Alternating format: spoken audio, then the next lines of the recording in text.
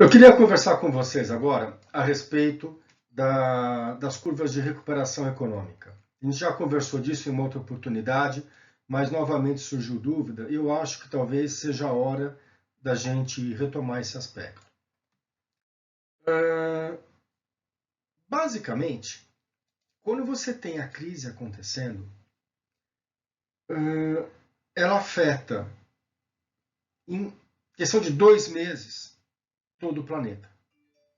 E ela afeta de uma forma muito faseada, como se fosse o Sol vindo sobre aquela face da noite que a Lua fez aqui, teve a sombra e tal, e ele vem amanhecendo. Então ele pega a China, pega o Japão, pega a Coreia, pega a Índia, pega o Oriente Médio, pega a Europa e chega na América. O que acontece? O efeito sobre o mercado é o mesmo. Eu tenho aí uma perda do PIB pelo lado do consumo, pelo lado do investimento, que é em parte preenchido pelo gasto do governo, via todos esses pacotes de socorro que são praticados pelos países. Então, a diferença é como cada país enxerga esse impacto e como ele gasta para socorrer. A gente já conversou em algumas oportunidades dos modelos das curvas, tá? E eu tinha colocado em uma oportunidade. Olá, quero conversar um pouquinho agora com vocês sobre os efeitos das curvas de recuperação. A gente já tinha conversado disso em algumas oportunidades, mas ficaram algumas dúvidas, algumas pessoas me pediram um pouco mais de explicação, então achei que seria legal a gente retomar essa ideia e aí rever alguns conceitos. Tá? Há 2 meses e meio atrás, todo mundo falava que as recuperações seriam em V, e eu e algumas outras pessoas achavam que não, que talvez o único país que pudesse prover uma recuperação em V, se provesse, seria Estados Unidos.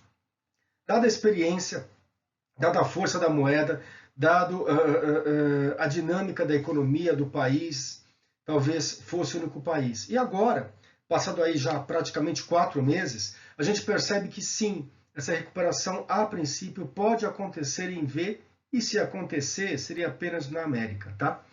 O que é interessante notar? Esse impacto no PIB, ele afeta de uma forma muito interessante, porque a Covid ela veio se alastrando da China para a América, como se fosse o Sol amanhecendo sobre o planeta. Então ele vem da Ásia, passa pelo Oriente Médio, passa pela Europa, chega na América. E o que eu quero dizer com isso? Ele veio fechando os mercados num fuso horário econômico, vamos assim colocar. Ele fechou os mercados na China, na Ásia, na Ásia Menor, no Oriente Médio, veio fechando para a Europa e, por fim, fechou em todo o continente americano. Esse processo de fechar mercado significa que as pessoas ficam em casa, passam a mudar o hábito de consumo, afeta consumo, afeta, porque muda a rotina, afeta a renda, porque ela tem um achatamento da renda, afeta o consumo e a renda se ela perdeu o emprego, e afeta, inclusive, a economia, porque muita gente já perdeu a esperança, não do emprego, mas já perdeu a esperança de abrir novamente seu próprio negócio. Ou pior, vai abrir com dificuldade, não vai conseguir manter e vai fechar. Então, essa mudança, essa perda de dinamismo, tanto na parte do consumo quanto na parte do investimento, em parte, ela é compensada com o gasto do governo, que são esses pacotes de estímulo de socorro praticados pelos governos em termos de estímulo monetário e estímulo fiscal. Tá? Só que daí você tem esses dois modelos de curva, que é a curva em V e a curva em U. A curva em V, ela parte do princípio de que a recuperação ela foi forte e ela foi rápida, tanto quanto a queda. Eu tenho na hora que a paralisação acontece, que o choque ocorre, tanto pelo lado da demanda quanto pelo lado da oferta, a queda é agressiva, ela é rápida, só que a recuperação ela também é forte, ela é consistente e ela também é rápida. Tá? E aí o que acontece? A crise ela não é extensa.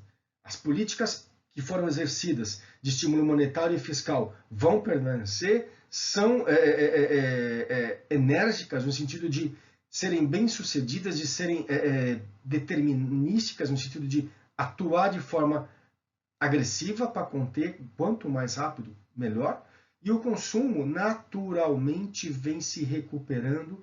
Alguns setores se destacam, tecnologia, logística, financeiro. É interessante notar que num pacote desse, em nenhum país você sai sem ter uma consolidação de alguns setores. Isso aconteceu em 2008 com o setor bancário, setor aéreo, aconteceu, vai acontecer novamente agora em vários setores diferentes. Isso não é algo de um país, isso vai ser natural de vários países. Entretanto, isso está muito condicionado possivelmente à América. Se a gente for ver vários outros países do G7, inclusive, o ano de 2009 já estava sendo marcado com indicadores econômicos fracos, com fadiga de crescimento em vários países, problemas de ordem fiscal. 2019 já estava trazendo um pouco da queda de investimento, um endividamento de alguns países já em nível global preocupante. E aí você tem toda a questão de sofrimento de alguns países em relação a 18 meses de desgaste comercial de um trade war entre China e Estados Unidos. Isso traz na mesa o quê? Traz na mesa a necessidade de uma política nesses países também de estímulo fiscal e monetário, mas com uma situação muito mais difícil de se recuperar no curto prazo. Então vai indicar que a crise foi tão profunda quanto foi na América? Sim.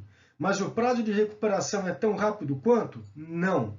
Vai ser necessário um período mais longo de tempo para que haja essa recuperação, para que as políticas públicas de contenção sejam bem-sucedidas, demandem um pouco mais de tempo. São nações que já estavam tendo problemas de indicadores já em 2019.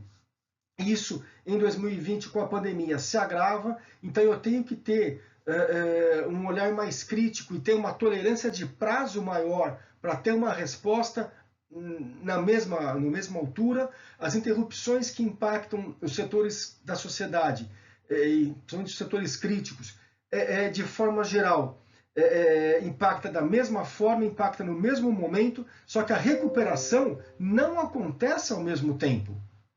Ou seja, eu paraliso as nações e a recuperação ela vai ser desigual entre as nações e desigual entre os setores. Embora quando eu puxei a tomada da paralisação, todos os setores, em todas as nações, foram impactados. O processo de recuperação ele é caso a caso, ele é setor a setor, e às vezes a recuperação na Alemanha não é a mesma recuperação que acontece na França, na Bélgica, na Holanda. São setores diferentes, são necessidades diferentes, são culturas similares em alguns momentos, mas são demandas de países, de povos, de costumes diferentes, são indústrias que trabalham de forma diferente em muitos casos. Então isso gera um desequilíbrio na forma da retomada de cada país. E aí, globalmente, a velocidade de recuperação vai se acelerando gradualmente, só que é um ciclo muito mais longo. Os problemas de liquidez, de solvência bancária e de cadeia, como é que eu vou dizer, de pagamentos, cadeia produtiva, eles são suportados nesse momento inicial com esses estímulos monetários e fiscais. E a partir do momento que os setores começam a caminhar de alguma forma mais independente, como foi visto em 2008 para frente, todos esses problemas que nós tivemos de liquidez, advindos da crise dos mortgages americanos, esses estímulos são gradualmente retirados da mesa.